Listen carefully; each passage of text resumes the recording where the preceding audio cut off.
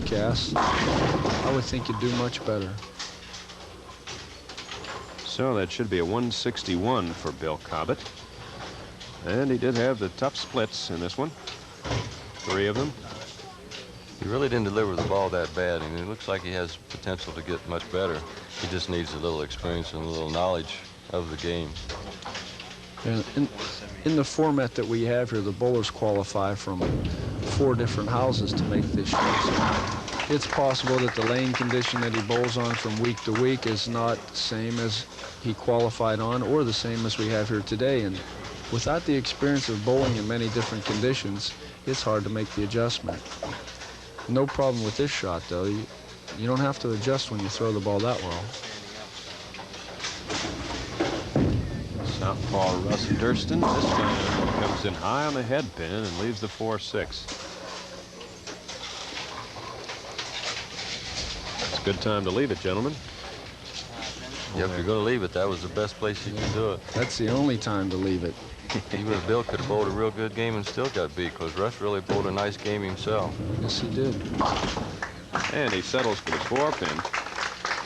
So Russ Durston, our winner, and Russ bowls exceptionally well. The only problem he had was on that next to last ball there in the 10th frame. He did not have any open frames, finishing at 226. Russ Durston, our winner, 226 to 161 over Bill Cobbett. We'll be back in just a moment.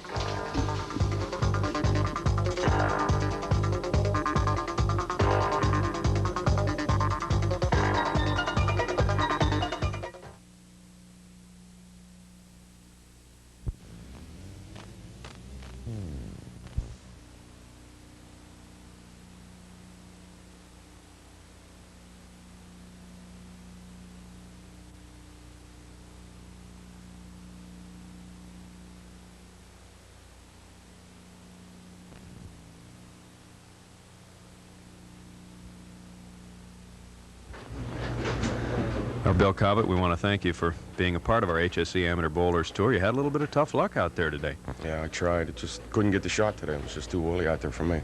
That first frame, you start off with a 6-10 and wind up chopping the 6, and it's always difficult mentally getting over that kind of a mistake, isn't it? Yeah, it is. I just couldn't come back from that. I have trouble here because throwing at the 6-10 from this side, I'm always worried about these ball returns, and it's just, I'm thinking about that and not throwing at the shot, that's all. Ross, you noticed a few things, perhaps, that he was able to straighten out a little bit later on in that match, too. Yes, he did. I think at the beginning he's a little bit tense. You've got lighting out here that he's not used to, and you've got the pressure of bowling on a telecast, which he's never done before. So it's a lot of getting used to in the beginning. So the first couple frames he had trouble, but he relaxed a little bit and came back. I don't think today's lane condition was his condition.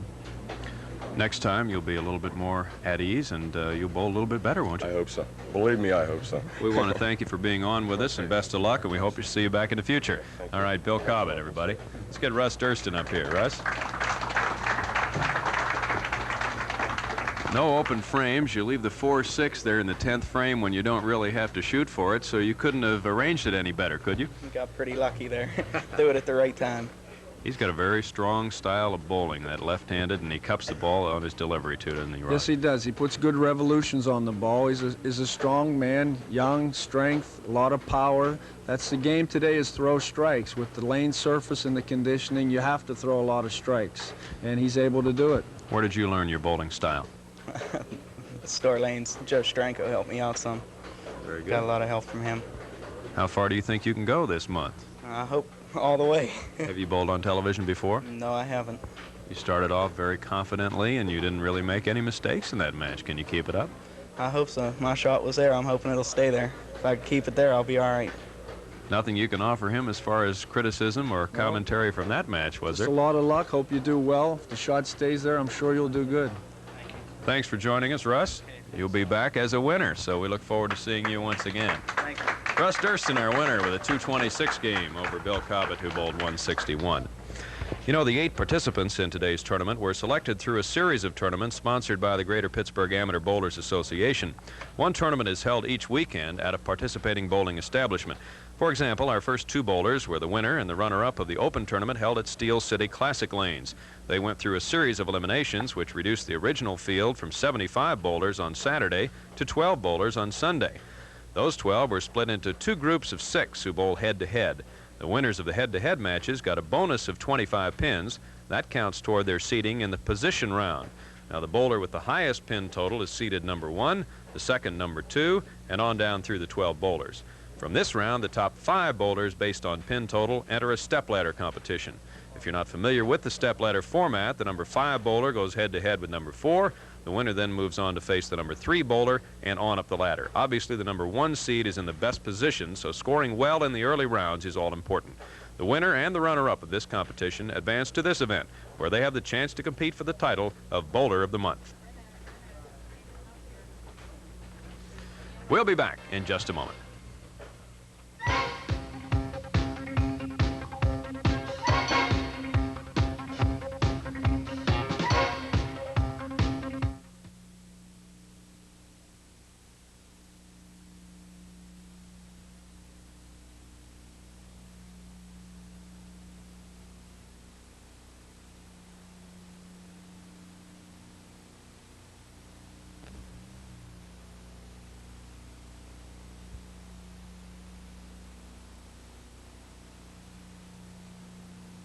Last night. Now we're ready for our second match. It'll be Dave Redzak, and he'll get 10 pins, bowling against Bill Duncan with a handicap of 9.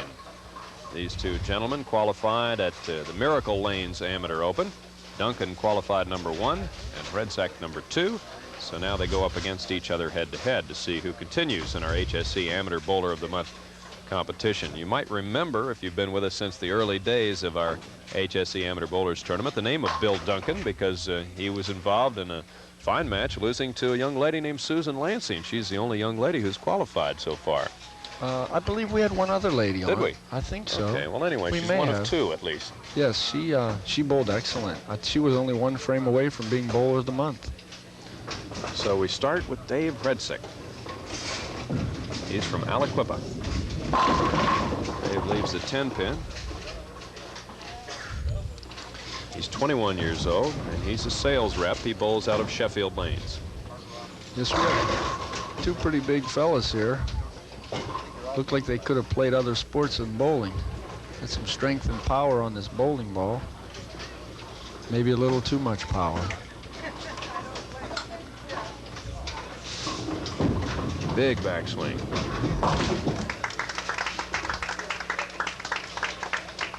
So he converts there with a 10-pin spare. And now Bill Duncan. Bill is only 19 years old. He's from Penn Hills. He's a student at CCAC. Bowls out of Monroe Bowl, and we have had a number of competitors from those lanes. Yes, Monroe Bowl is a very popular establishment in the Pittsburgh area. It's on the far eastern suburbs, and a lot of lanes and a lot of bowlers there.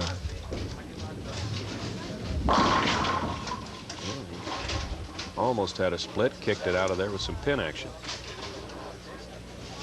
About that excessive speed, Roy.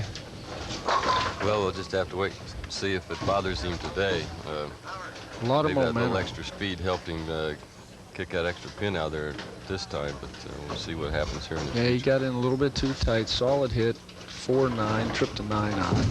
Converts a spare. He does indeed throw the ball hard. Tremendous speed. Tall fella. He's got a lot of arc in his swing. Creates a lot of natural speed with his footwork.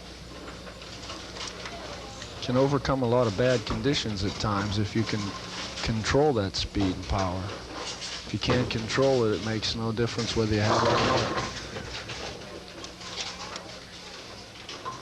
Our proprietor here, Rudy Ravilla, at Melody Lanes, along with Gene Ravilla and David Ravilla. I'd like to thank them for their hospitality. Bill Duncan, strike. I'd like to see him bowl a 24-game format throwing the ball that way. You can see here he goes into the fouling with great momentum. Stretch dot, up through the shot, a lot of power. Goes through about the 9th board. The ball goes into a roll. Trips the 8-10 knot. I'm sure he could handle the 24 games. He's only 19 years old. Big, strong boy.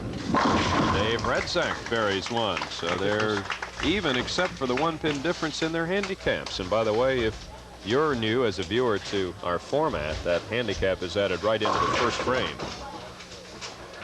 You may see a lot of strikes this time. These boys throw the ball pretty hard in the pocket and crank it up pretty good. Yes, excellent shot there. Dave Redsack, 21 years old. And he leaves himself with a split and a tough one. Yes, the 8-10. 8-10 a lot of times is caused by improper roll on the ball or not enough good roll on the ball. You get the lane conditioner inside, knocks the ball down. We have a little problem here. We have a dead wood left on the lane. We're going to have that removed. So as soon as we can get the pin chaser in the back to pull that stick out, we'll continue here. Well, this will give us a chance to tell you about something they're very excited about here at Melody Lanes, and that's their doubles tournament coming up May 20th through August 26th. $3,500, first place guaranteed money. So the 8-pin goes down, and Dave Redsack satisfies himself with one on the split. Ross, you have some tournament activity coming up in Zelienople at your freeway lanes, don't you? Yeah, this year we'll host our 3rd annual Pro-Am. For the past 2 years, I've had bowlers from off the tour, such as Mr. Buckley here, to come in and bowl with the amateurs. I have 10 of the top professionals here, and we'll be able to get some pointers, mix with them, talk a little bit, have some fun. Oh, a tough split there for Bill Duncan. So these guys are really following each other closely here in the early frames. 6, 7, 10. So I think this is just the basic ability of the bowler comes out. They had a good start here. There's no reason why they shouldn't be able to continue to bowl well throughout the game, but the fact that the bowlers are only average in the 180s, they're going to have open frames and make bad shots. That one slipped off into the channel. So he loses count there. Bill Duncan could have had a couple more pins on that one. Yes, there was not a very good attempt at making that spare, especially the fact that he's on a strike and it's early in the match. Sometimes it's better to take those 2 sticks and try to make up for the open frame later in the match. Bill Duncan down by 5 pins, and he buries one. Whoa. He really thunders him in there. Yeah, I didn't even see him go. Yeah, I didn't see that. Like the pitch out. Did he bowl yet? We may have to rely on our replay with him out there. Dave Redsack's mom and dad, Mr. and Mrs. Redsack, are in the crowd, along with Mrs. Duncan and a friend of Bill Duncan. Pin action for Dave, but he has a sleeper there on this spare. Yes, this is not an easy spare to convert. You've got the sleepers at 2-8, especially with today's lane conditioning with the heavy oil in the center. How would you attempt this, Roy? Would you play it straight up this left side or take the angle at it? No, he's going to have to go with some angle here, probably across that 3rd arrow. Try and hit that 2-pin right in the face. He played around the 2nd arrow. A little bit too wide. Yeah. Couldn't get across the conditioning. Yeah, he just didn't pay attention to what was happening on his first ball. A lot of times you can tell what you should do on your second ball by what happens on the first ball. But you can see he didn't have enough angle to drive the 2 out of the way and get to the 8. The ball hits the 2 and deflects and misses the 8. He didn't have enough angle on his first ball. That's why he left that spare to begin with. So he needed a little bit more angle on the spare. Sometimes it takes him 2 or 3 shots like that to realize it. There's a strike from Dave Redsack. He come back with a good shot there. He rolled it a little more. I noticed on the shot before that he slowed down just a little bit. He left that 8-10 because of too much speed, and he's tried to slow the ball down, the speed of the ball, and let it grab in the lane a little bit longer. Carried the 10 out with the 6. Very good shot. So now Bill Duncan coming off the strike himself. Gets a sleeper out of there, so he has a single pin to shoot at. I think his major problem right now is one that a lot of the young bowlers have. They try to throw the ball too hard, and it doesn't allow the ball to roll on the lane long enough to pick up the right amount of revolutions that it needs. And he's young, he's big, and he's strong, and he's just going to have to control that. A lot of times, if they learn to bowl at a younger age, like at 12 or 13, and they learn that timing sequence, and as they grow bigger and stronger, they still try to maintain that, and it makes the ball travel down the lane too fast, and he's just going to have to learn to slow down and be a little bit more controlled.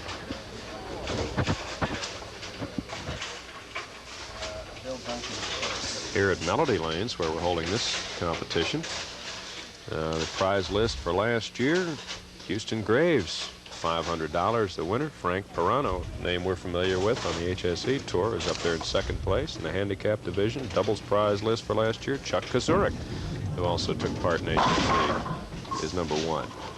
Yes, as Roy was saying, here's where the speed comes into play. When you have a lot of momentum and you don't control it, he gets his footwork a little faster than his arm swing, and he can't get through the shot, and he hangs the ball outside. The 1-2-4, and he gets him. Maybe not in textbook fashion, but that ball went whizzing in there again. He doesn't let up any on his spare ball, does he? No, he doesn't. Actually, that's the best thing to do. Spare balls are basic accuracy. You don't need a lot of power on the spare ball. Most of your novice bowlers have a tendency to try to throw the ball too well at a spare. Just need speed and angle. It's a close match. It has stayed that way since the first frame. Dave Redsack runs into a rather difficult spare to shoot here.